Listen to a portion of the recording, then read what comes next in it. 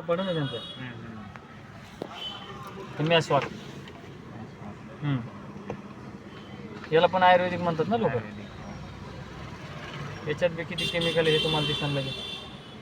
म्हणजे मार्केटमध्ये काय आहे माहिती आहे का, आपण विश्वास ठेवतो टी व्हीवर आणि त्या विश्वासामुळे आपल्याला काही परिणाम भोगावा लागतो. म्हणून आपल्याला ह्या गोष्टी चेंज करणं गरजेचं आहे.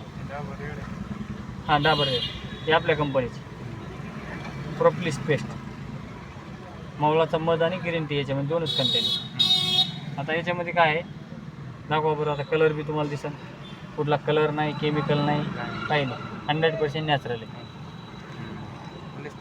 हां, आता हे हायड्रोक्लोरिक ॲसिड आहे, तुम्हाला तर माहिती आहे काय काम करतं, साफसफाईचं काम करतं. आता याच्यामध्ये कोणत्या याच्यात केमिकल हे ओपन करून दाखवून तुम्हाला.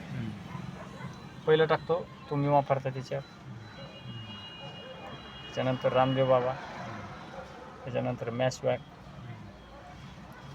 रेड डाबर आणि हे आपले.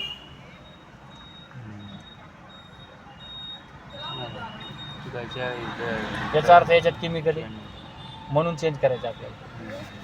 लहान लहान मुलं खातात वर्ष 2 वर्षाची, पोटात गेलं काय होतात, BP, sugar, thyroid, cancer, paralysis याचे कारणच आहे. म्हणजे आत्तापासून सुरुवात होती केमिकल खायला, वयाच्या 30-35 वयामध्ये आपण आउट होतो. म्हणून आपल्याला चेंज करायचं.